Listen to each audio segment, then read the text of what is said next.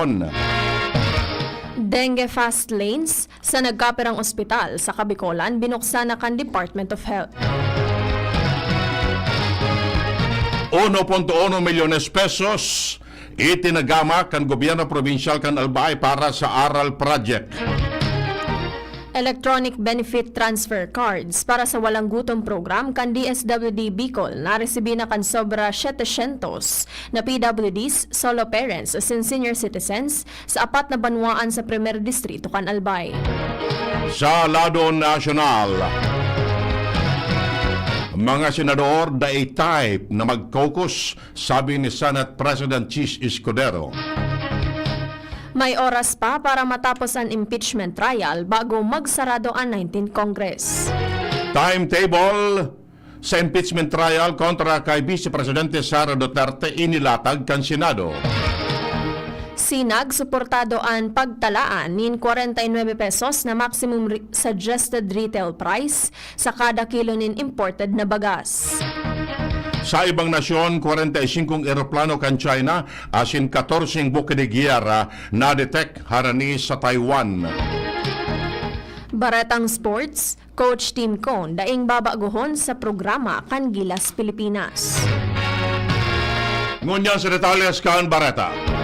Enot sa lado lokal. Ang baretang ini hatod sa Indukan Optin Lutein Capsule. Alagaan ang paningin sa tulong ng Optin. Kitang-kita ang kalusugan ng mata.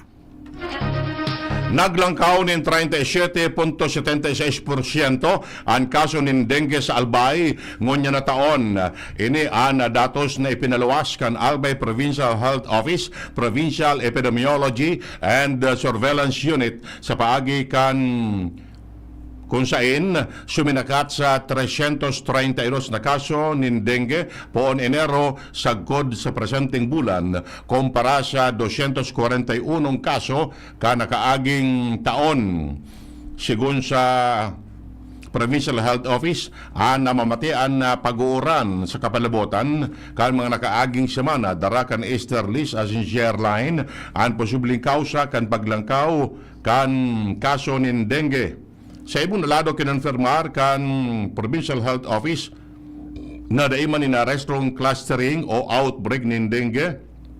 Kung kaya, padagos ang sendang pangapudan sa mga albayano na mantineron ang kalinigan sa kapalibutan asin magsunod sa 5S strategy kan Department of Health na ang gustong sabiyon iyo ang search and destroy breeding sites, pagkakaiguan ng self-protection measure, atab na pagkonsulta in kaso may simptomas, pagsuporta sa fogging sa mga hotspots asin iba pa.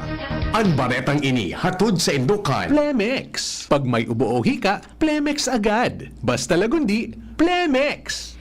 Binuksan na kan Department of Health ang mga dengue fast lanes sa nagkaperang ospital sa rehiyon para sa mga pasyenteng tinamaan ng dengue. Sa anunsyo kan ahensya, kaibahan digdi ang DOH, Malinaw Treatment and Rehabilitation Center, as in Bicol Regional Hospital and Medical Center sa probinsya kan Albay, Bicol Regional General Hospital and Geriatric Medical Center as in Bicol Medical Center sa Camarines Sur. Sa paagi kan mga fast lane na ini, matatawan tulos nin magkakanigong asistensyang medikal ang mga makakagat nin namok na may dengue. Katakod kay ini sa giraray na ipinarumdom kan ahensya na inkaso makamati nin sintomas nin dengue. Tulos na magpakonsulta sa pinakaharaning ospital para matawan tulos nin medikal na atensyon asin mapugulan ang posibleng komplikasyon kay ini. Ang baretang ini hatod sa Indukan Mega One. Ang Mega One ay may 21 sangkap para matulungan ka sa iba't ibang karamdaman tulad ng diabetes, high blood, stroke, arthritis, kidney failure, cancer, viruses, at iba pa. Tumawag kay Doc Joey Bitito sa 0998-975-8121 or 0917-853-8933. Apat ang napigpapatindog na edifisyo sa inisyatibo kanako Bicol Party List sa pangangenot ni Congressman Elizalde Co ang pig-inspection para masiguro na maray asin matatapos ini sa tamang oras. Kaibanan sa mga proyektong ini ang bagong edifisyo kan Civil Service Commission asin Commission on Audit na may tig 110 milyones pesos na fundo. Mantang ang pigpapatindog na edifisyo para sa Department of Human Settlements and Urban Development may pundong 120 milyones pesos. Asin National Bureau of Investigation na may 250 milyones pesos na fundo para sa indang modernong opisina. Sigun sa Department of Public Works and Highways, pigdalauman na matatapos ang tulong edifisyo para sa Civil Service Commission, COA, asin DSHUD, ngunya na taon, mantang an NBI office, makukumpleto sa Marso ngunya na taon. Para kay Ako Bicol Party List Representative Elizalde Co, ang pagkakaigwa ni Maray asin modernong fasilidad maresulta sa mas epektibong serbisyo para sa mga Bicolano. Sigun kay Co, importanteng maray ang fasilidad tanganing mas mapagayon ang serbisyo sa publiko. Idinugang pa niya na bago asin ang modernong opisina kan NBI asin COA, sigurado na magkakatabang na maparikas asin maging epesyente ang serbisyo para sa mga namamanuan.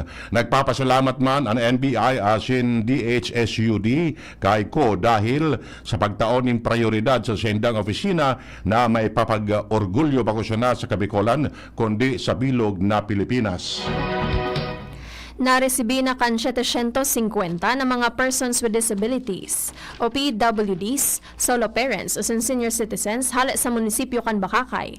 Tabako, malinaw asin tiwi albay an sa indang mga electronic benefit transfer o EBT cards para sa walang gutom program kan Department of Social Welfare and Development Bicol. Sa press release kan ahensya sa paagi kan sa indang official Facebook page. Ang programa may katuyuhan na makapagtaonin tabang na makabakal ang mga nasa vulnerable sector nin mga pagkaon na kaipuhan ninda oral daw. Ang mga EBT cards, ang minakantidad nin 3,000 pesos na pwede nindang gamiton pambakal nin bagas, bunay, karning manok, manlain-lain ng mga prutas, asin gulayon, asin iba na makakatabang para maging baskog ang sa indang lawas.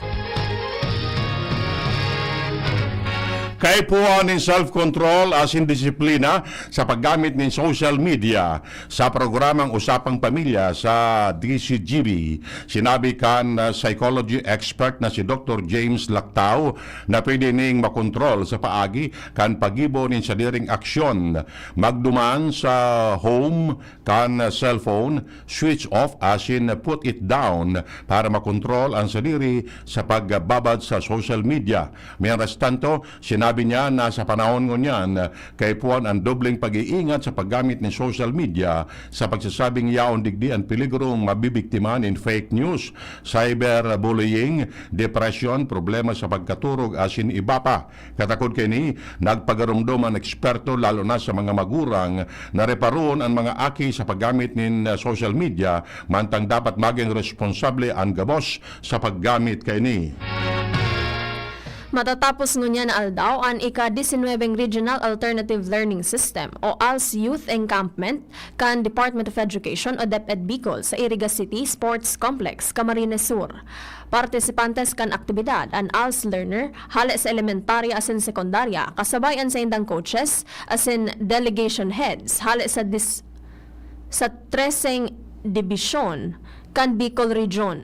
Katuyuhan kan encampment na matauanin panghabang buhay, nakasanayan ang out-of-school youth asin adults para maging mas epektibo asin responsableng komunidad. Mientras tanto, ang tema kan aktibidad ngunya na taon, iyo ang sa bagong Pilipinas, ALS maaasahan. 1.1 milyones pesos ang itatagama kan gobyerno probinsyal kan Albay para sa implementasyon kan academic remediation, acceleration and livelihood o ARAL project. Ang fundo gagamiton sa high dosage tutoring services para sa mga estudyantes pagtutok sa pagbasa asin mathematics sa paagi kan 24 structured tutorial session asin free access sa chalkboard literacy program.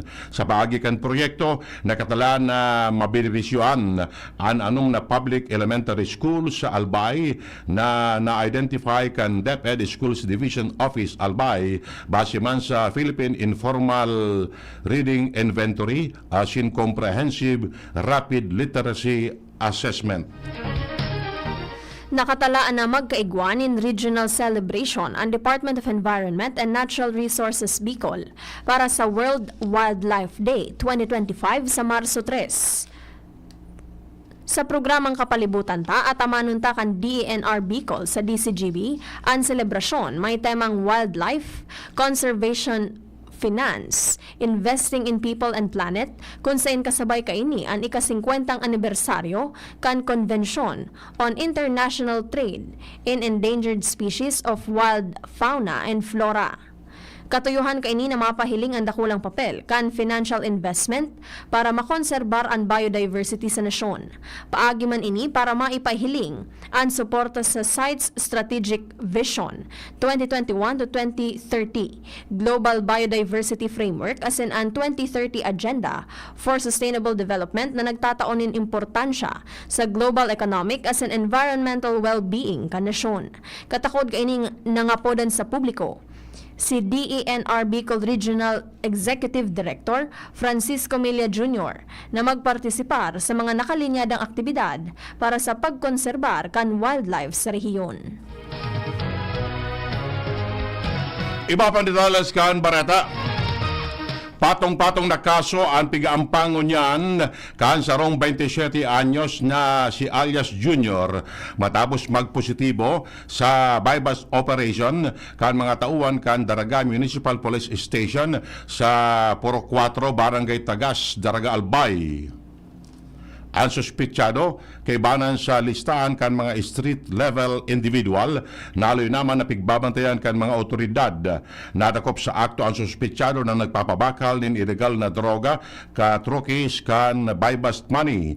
Nakuha sa iyang posisyon na napat na pedaso nin heat sealed plastic sachet na pigtutuburan na shabu na may kantidad na sobra sa 36,000 pesos. Kasabay padigdi ang sarong badil na kargado nin tulong bala na daini magkakanigong serial number asin dokumento.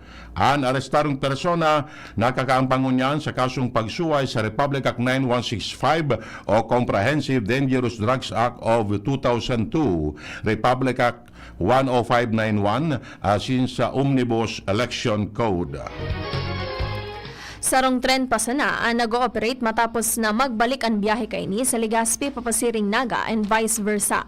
Sigon sa Philippine National Railways o PNR, sarong tren pa sana ang operational sa ngunyan mantang nasa proseso pa kan pagpakarhay ang iba pang train set na idadagdag sa biyaheng Albay papasiring sa Camarines Sur.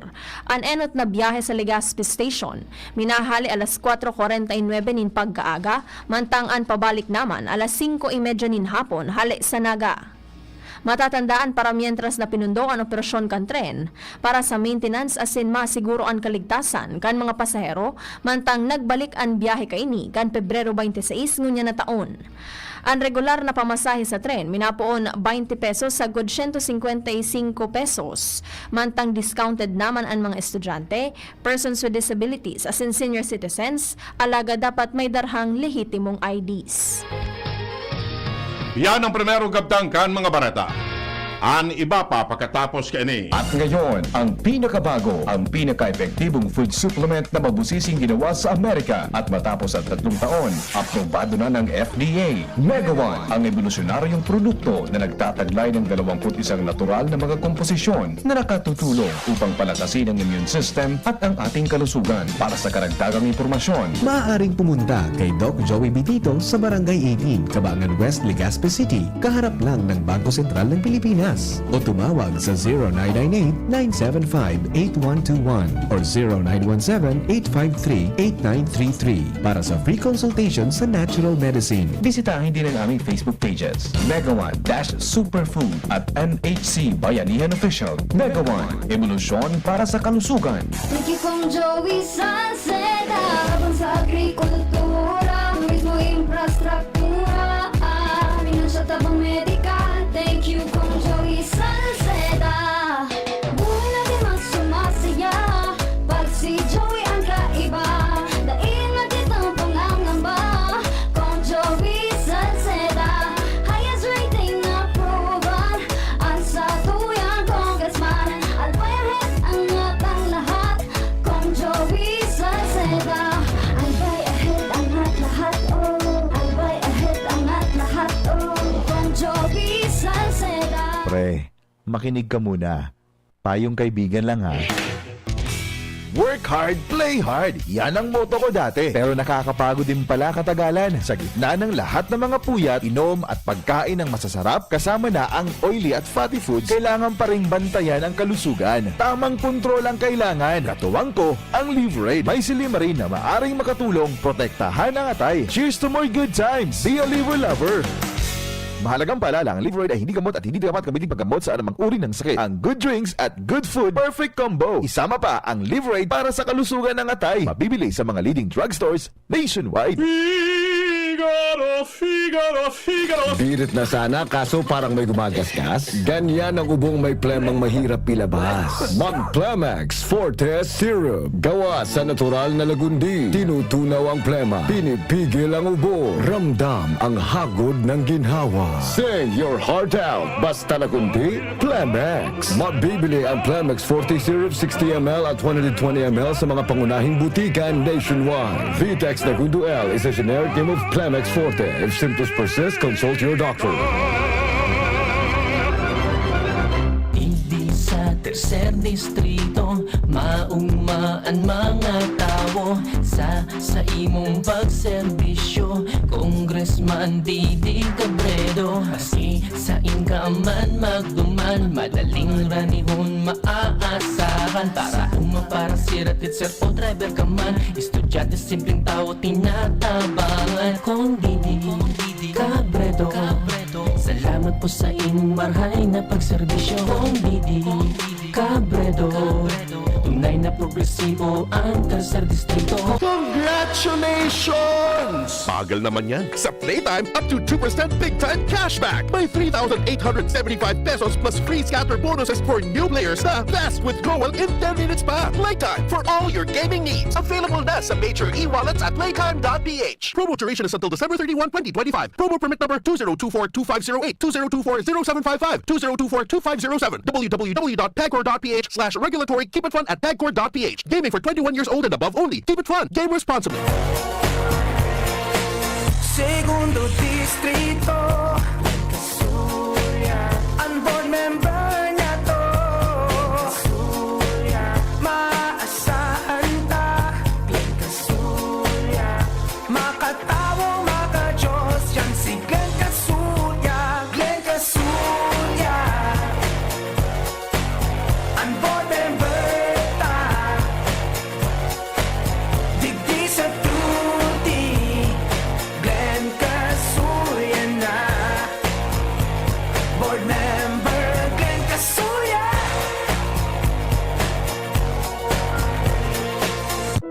Ano tamis kidi kalidad magian sa bulsa ang bulong kan RightMed? Gusto kaya kan RightMed na marahay ka mo?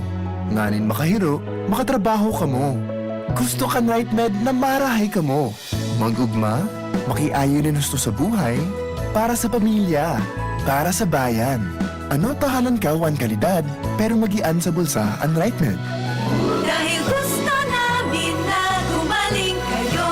If symptoms persist, consult your doctor. Hindi pa tapos ang ating laban. Mahaba pa ang ating paglalakbay. May pagkakataon tayong gawing mas matibay ang ating hanay. Muli nating gisingin ang lakas ng nagkakaisang taong bayan. Muli nating ipaglaban ang Pilipinas ng ating mga pangarap. Tara na, ipanalo na natin Senator Kiko Pangilinan! Pollad paid for in by Kiko Pangilinan, 446 EDSA, Makati City. Mga tugang, abangan ta ang paglunsar kan pinakabagong programa digdi sa DCGB Radio. Ang programang mahatod ning mga impormasyon, mga istoryang kapupurutan nin inspirasyon na naidulot kan pagtatrabangan nganing maiangat ang pagkabuhay kan mga Bicolanong paraomang benepisyaryo sa maabot na ika-24 kan Enero 2025 alas 10:30 hasta alas 11 nin pagkaaga. Magantabay asin maghinanyog sa Kape asin Baretang Agraryo. Ang orgulyong congressman, lalo kan mga Bicolano. Jill Bongalon ang ngarang iniidolo. Ang matibay, mahigos, matinabang na abogado.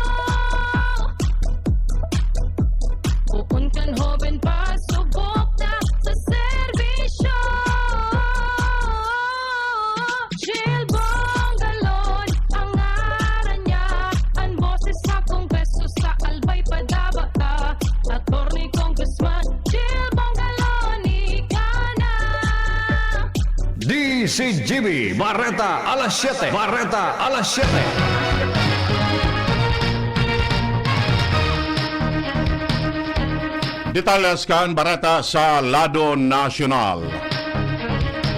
Naglatag na ang Senado ng proposed calendar o timetable para sa panahon na gagamiton kan impeachment court sa oras na pinuuna na ang impeachment trial kontra kay Vice Presidente Sara Duterte. Base sa pinalawas na kopya kang propestong impeachment calendar ni Senate President Chis Escudero para sa trial kay Duterte sa pagwelta giraray kan session sa Hunyo 2, eksaktong alas 3 nin hapon, ipapresentar kan prosecutors an articles of impeachment asin aaprobaran man an revised rules of procedures kan impeachment trial sa Hunyo 3, alas 9 nin aga, mataripon ang Senado. Bilang impeachment court asin papanumpaon ang mga incumbent senator judges. Hunyo 3, ma-issue na nin summon kay Duterte. Hunyo 14 sagud 24 ang pagresibikan mga pleadings o mga simbag kan kampo ni Duterte asin kan prosecution asin sa Hunyo 24 sagud 25 itinalaan ang pre-trial. Sa Hulyo 28 ang pagbukas kan primerong regular session kan 20th Congress. State of the Nation Address ni Presidente Bongbong Marcos asin digdi malaog ang dosing mga bagong senador. Sa Hulyo 29, mananumpa ang mga bagong mapiling senador na matukaw na huwes sa pagdangog. Sa aldaw na ini, popuunan ang impeachment trial alas 9 nin pagkaaga sagkod alas 2 nin hapon para matawan nin dalan ang plenary session alas 3 nin hapon. Target kan impeachment court na puunan sa Hulyo 30 ang mismong trial o pagdangog kontra kay Duterte. Ipinilawanag ni Escudero na binanga na ninda ang oras kan trial asin session para magibon ninda ang trabaho bilang legislative body asin maipasar ang mga importanteng propestong lakdang lalo na ang pigdalauman na pagtukar kan national budget. Nagtutubod ang sarong miyembro kan 11-man House Prosecution Panel na may supisyenteng pang panahon para matapos ang impeachment trial ni Vice President Sara Duterte bago dagos na magsarado ang 19th Congress. Ginibo ni House Assistant Majority Leader asin Ako Bicol Party List, Representative Jill Bungalon, ang pahayag matapos na magluwas ng special order si Senate President Francis Escudero para sa pagbilog ng administrative support para sa Senate Impeachment Court. Enot nang sinabi ni Escudero na sa pagbukas giraray ang sesyon sa Hunyo, mahiro ang proseso kan impeachment trial asin sa Oktubre, pwedeng makapagpaluwas ng desisyon ang Senado may kinaaraman sa kaso. Kanhaputon manungod sa sinabi ni Escudero na sa Oktubre posibleng matapos ang impeachment trial. Sinabi ni Bungalon na sana magbago dahil susog sa provision kan Constitution. Ang trial dapat magpuon tulos. Hunyo 30 matatapos ang 19th Congress.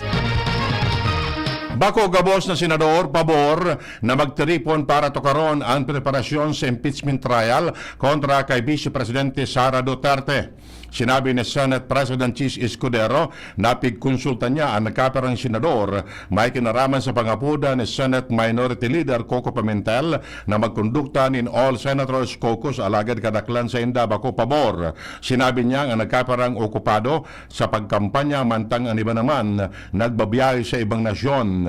Tinawan nindo ni Escudero na maski anong gibu ninda sa kudadaing session dahil masindang mapupuunan. Enot ng hinagad ni Pimentel kay Escudero na magtaripon gabos na senador para maaraman ang magiging kasunduan sa timeline kan impeachment proceedings kontra sa Vice Presidente.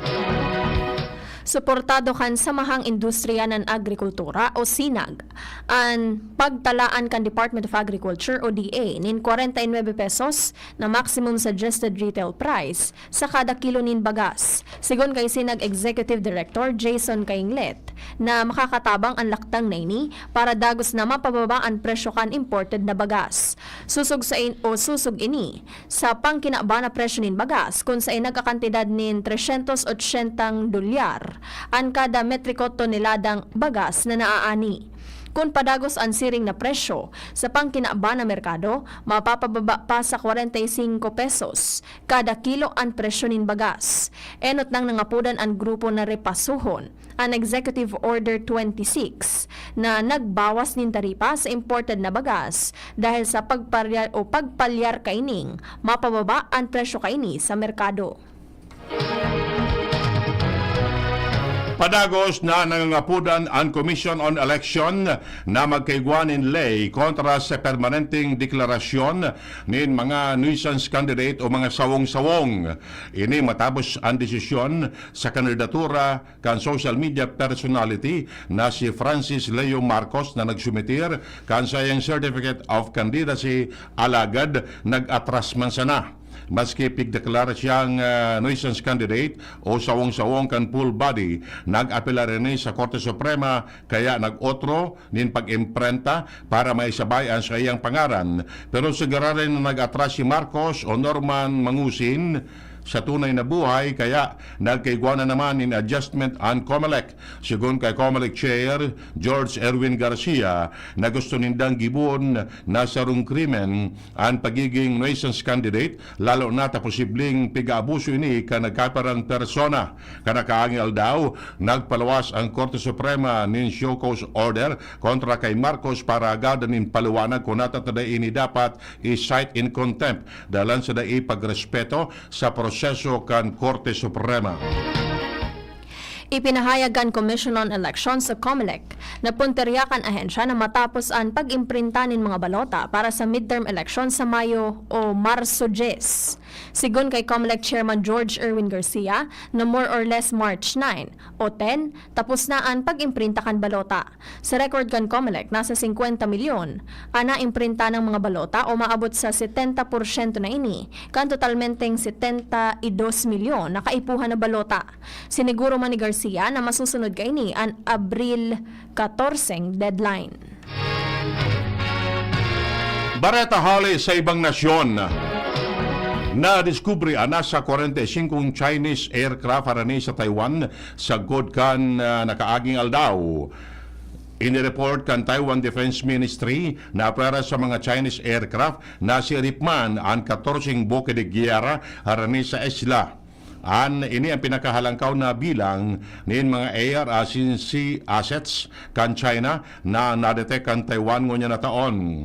Anailing na bulto ni mga Chinese aircraft harani sa self-ruled island sarong aldao matapos kondinaron kan Taiwan ang anunsyo kan China sa pagkondukta nin live fire drill 40 nautical miles sa ranis sa sur na parte kan Taiwan. Alagad, sigun sa Taiwan official, dahil sindang na-detect na anuman na live fire exercises sa pigdesignar na drill zone kan China harani sa isla as hinding anuman na escalation nin military tension. Sigun man sa duwang senior Taiwanese official na lakdang kan China kapariho kan ibang military activity kay ni sa riyon araw kan disputed waters asin sa may baybayon kan Australia na dai nagtataonin anuman na aviso ang Chinese Navy sa saindang pigigibong ensayo. Baretang Sports, gustong imantinir kan giraray o sa giraray ni Gilas Pilipinas coach Tim Cone ang ipinautob kainin programa asin mga players sa pagsabak sa FIBA Asia Cup sa bulan nin Agosto. Ini kasunod kan pagkadaog sa last window kan FIBA Asia Cup qualifiers asin second Doha International Cup. Sinabi kaini na importante naman tiniron ang mga players maski na aminado kaini na nadefisilan siya sa kawarani kay Soto na nagsapar nin ACL.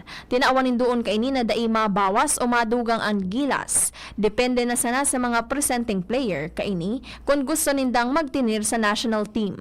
Nagkapera sa problema kapag nagdagdag nin mga player iyo ang budget, siring man ang oras na pagbiyahe para makapag-ensayo.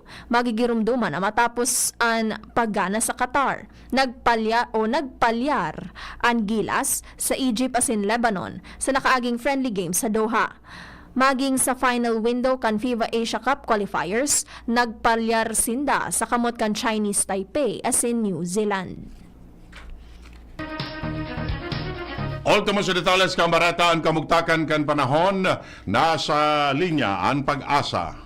Diyos marhay na pagkagapot sa mga taga DCGB, asin sa gabos na taga-pakinig asin taga-subaybay kan DCGB. Ininang sa tuyang latest update sa kamugtakang kang sa tuyang panahon. Northeast monsoon no amihan na nakapekto sa norte asin sa sentro kang Luzon. Mantang easterly so malinsangang paros na halis sirangang kadagatang Pasipiko naman. Ang nakakapekto sa natatadang parte kang sa tuyang nasyon. Digdis sa Kabikulan, makaka-experience ng bahagya mapanganuron sa kod mapanganuron na kalangitan na may mga pulo-pulong mga paguran asin pagkikilat pagdaguldol. Ang paros ay maluya sa kod moderato na halis sa norte sirangan ng mamamatian. Ang mga baybaying dagat asin kadagatang kang Kabikulan magiging banayad sa kod moderato ang pag-ukol. Kinatayang agwat ng temperatura tigil umapoon 25 sa kod 31 grado sentigrado. Asin ang daw ay masirang at yan na alas 6:02 ning pagkaaga. Asin masulnop at yan na alas 5:54 ning pagkahapon. Din si Melvin Almohela reporting live hadidigdi sa DOST Pag-asa Legazpi. Yan mga tugang ang detalyes kan mga barata ngunyan na Biyernes. Ultimong aldaw kan Pebrero 2025. Sa pangarang kan mga pag-iriba, Mardula, Angel Mostasa, Jenny Balyaran sa Newsbase, Ronald Baldo Salado Technical asin Pag-asa. Kami ang nagatod kan Bareta.